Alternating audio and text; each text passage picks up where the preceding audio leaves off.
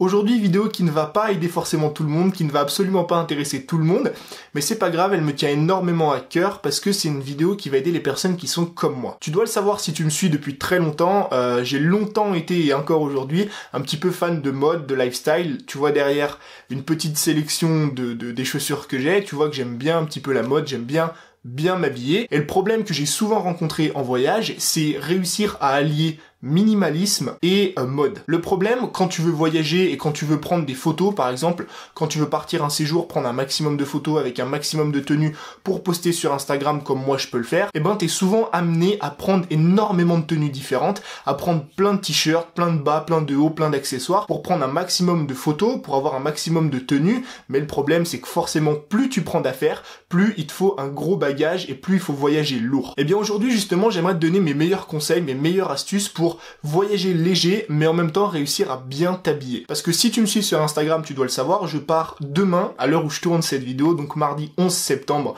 j'espère que ça va bien se passer. Je pars pour 15 jours en Europe, donc je repars au Portugal parce que j'ai décidé un petit peu de reprendre les voyages. Et forcément, vu que je repars, j'avais envie à la fois de voyager léger pour pouvoir juste prendre mon petit sac à dos et partir un petit peu à l'aventure, mais à la fois aussi, je voulais prendre quelques photos, être bien habillé pour pouvoir poster ça sur Instagram. Et justement, vu que j'étais en train de faire mon sac, je voulais absolument te faire cette vidéo. Alors le premier conseil, c'est un conseil qui va aider tous les voyageurs, ceux qui veulent bien s'habiller, ceux qui ne veulent pas bien s'habiller, c'est pas grave. C'est tout simplement de partir de ta valise ou de ton sac avant de partir des affaires que tu veux emmener. Tu sais, c'est le même principe avec la bouffe. Plus tu vas avoir une grosse assiette, plus tu vas vouloir la remplir. Et ben, la valise et le sac, c'est pareil. Si tu pars de tes affaires, ça veut dire que tu fais tes affaires avant de choisir et de sélectionner ta valise, bah tu vas emmener beaucoup plus d'affaires que tu n'en as besoin et que tu en as envie, tout simplement parce que tu vas te dire derrière, t'inquiète pas, j'ai trouvé une valise qui sera à la taille des affaires que je vais emmener. À l'inverse, si tu fais comme moi je pars avec mon petit sac à dos, je me dis regarde, ça c'est ma valise. Je vais partir pendant 15 jours avec ça, je dois sélectionner les meilleures affaires, je dois sélectionner le meilleur matériel possible pour que ce soit optimisé et que ça rentre à l'intérieur. Tout comme dans la nutrition, si tu as envie de moins manger, et ben tu te mets des plus petites assiettes et forcément tu vas moins te servir, et ben là c'est pareil. Donc premier conseil, partir toujours de la valise avec laquelle tu veux partir, puis derrière chercher à la remplir avec tes affaires. Deuxième conseil pour ceux qui veulent bien s'habiller en voyage, c'est tout simplement de faire ta sélection de vêtements.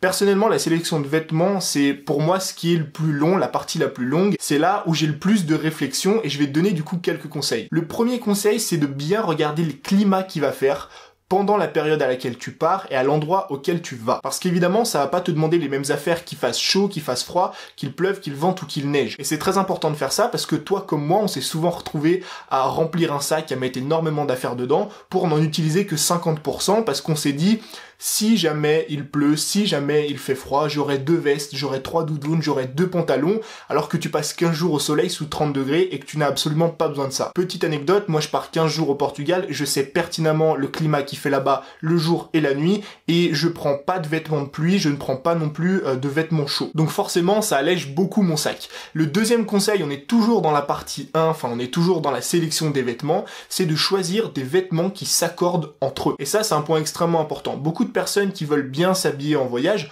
font l'erreur de choisir des tenues. Tenue 1, tenue 2, tenue 3, tenue 4, tenue 5, et bien souvent malheureusement les tenues ne sont pas, on va dire, accordées entre elles. Et ben moi ce que je te conseille de faire, c'est de prendre non pas des tenues, mais plusieurs vêtements qui peuvent entre eux en fait s'échanger et s'accorder. Ce qui va faire qu'au lieu de prendre 5 tenues, tu vas prendre 5 t-shirts, 5 bas et peut-être 2 paires de chaussures, mais ça va pas te faire 5 tenues, ça va peut-être t'en faire 10 ou 15 parce que tu vas pouvoir les mélanger entre elles. Il y a notamment un défi qui a été créé par une américaine, si je te retrouve l'article en question, je te le mets dans la description. C'est une personne qui s'est lancé le défi pendant 90 jours de venir toujours avec les mêmes vêtements, où je crois qu'elle avait 5 vêtements maximum, et en fait le fait d'interchanger tout le temps, parfois de mettre une veste par-dessus, parfois de changer le chemisier, parfois de l'ouvrir, parfois de le fermer, de retrousser les manches, et ben personne durant cette période-là ne s'est rendu compte qu'elle avait les mêmes vêtements. Et là le principe est le même, plus tu vas avoir des tenues qui s'accordent entre elles, plus tu vas pouvoir mettre plusieurs fois les mêmes affaires sans forcément que ça choque les personnes, sans forcément que sur tes photos on remarque que tu es toujours habillé pareil. Pour ma part, j'essaye toujours de prendre un maximum de vêtements sobres, noir, blanc, gris ou des couleurs qui sont assez interchangeables, parce que si par exemple tu prends un t-shirt rose ou un t-shirt mauve ou un t-shirt d'une couleur bien flash, ça va être forcément difficile de l'associer avec d'autres vêtements. Et le troisième conseil du coup, c'est de bien choisir ses chaussures. Pour moi, la chaussure que tu prends ou les chaussures que tu prends en voyage doivent répondre à deux caractéristiques. La première, c'est le même principe que les vêtements, c'est qu'elles doivent s'accorder avec plusieurs tenues. Tu peux pas prendre une paire de chaussures jaunes, même si tu as un t-shirt jaune, ça va s'accorder avec, mais pour le reste de tes vêtements, ça risque d'être compliqué. Et la deuxième chose, c'est que tes chaussures, pour moi, doivent être confortables. Surtout si tu pars plusieurs semaines, c'est très important d'avoir une paire de chaussures avec lesquelles tu puisses marcher. Parce que pour la plupart du temps, quand on voyage, on est pas mal amené à marcher, et si tu prends des chaussures dans lesquelles t'es pas du tout à l'aise, des chaussures dans lesquelles t'es pas du tout aéré, qui te font mal aux pieds au bout de 1 ou 2 heures de marche, tu risques d'être très embêté en vacances. Personnellement, la paire que j'ai choisie, c'est celle-ci, donc c'est des Flight Night Racer. C'est une paire que j'ai depuis 3 ou 4 ans, et elles répondent aux deux caractéristiques pour moi, parce que je peux les associé avec plusieurs tenues, t'as vu, je t'avais mis les vêtements juste au-dessus, et surtout, c'est des chaussures qui, pour moi, sont ultra confortables. Et en plus de ça, les miennes, personnellement, ce qui est bien, c'est qu'elles prennent pas de place du tout. Tu vois que ça fait peut-être la taille de mes deux mains, donc si jamais t'as envie de les mettre dans le sac, ou t'as envie de les foutre quelque part, y a aucun problème. Quatrième conseil, tu dois sélectionner ta tenue de voyage. La tenue de voyage, c'est la tenue avec laquelle tu vas prendre l'avion, tu vas prendre le bus, tu vas prendre les transports jusqu'à arriver à destination. Ce que moi je te conseille de faire, c'est que ta tenue de voyage soit toujours la tenue la plus encombrante de ton sac. Tout simplement parce que comme ça, vu que c'est ta tenue de voyage, tu vas pouvoir laisser de la place pour mettre d'autres affaires dans ton sac. Moi par exemple, quand je suis parti 3 mois en Asie, ma tenue de voyage c'était un pantalon, mes plus grosses chaussures, donc une paire que j'avais emmenée là-bas qui était assez encombrante, et une veste. Je t'assure que si j'aurais juste mis ces 3 choses-là dans mon sac, ça aurait pris autant de place que tout le reste de mes vêtements réunis. Donc premier critère de sa tenue de voyage, c'est que ça doit être la tenue la plus encombrante de ton sac, et deuxième critère, ça doit rester une tenue confortable. Parce que je t'assure, quand tu tapes 2-3 heures d'avion, ça va. Quand tu tapes 5, 6, 10, 15 heures d'avion, si t'es pas confortable dans ta tenue de voyage, ça commence à être très compliqué. Cinquième conseil, bien choisir ses accessoires. Là, on va rester dans le même état d'esprit. Et plus t'as cet état d'esprit, plus tu vas pouvoir, au final, prendre de photos différentes ou avoir de belles tenues différentes. C'est de sélectionner des accessoires qui vont matcher avec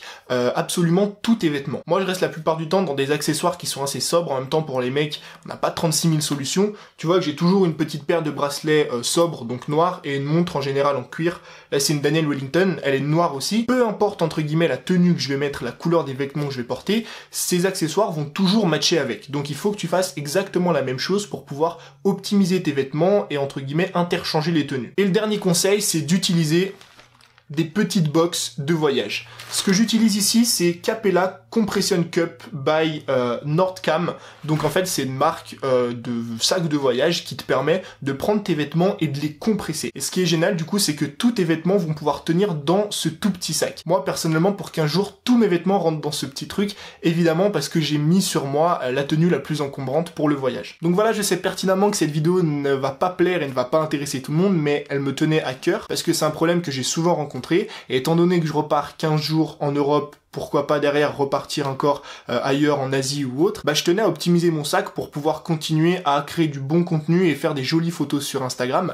D'ailleurs, n'oublie pas de me suivre si tu veux suivre mes aventures de voyage. Donc maintenant, moi ce que je vais faire, c'est que je vais finir mon sac parce qu'il serait temps, je pars demain matin, très tôt. Et si évidemment tu veux suivre mes aventures de voyage et retrouver d'autres vidéos comme ça, abonne-toi juste en dessous, il y a des gros vlogs qui vont arriver, je te dis à très vite. Ciao!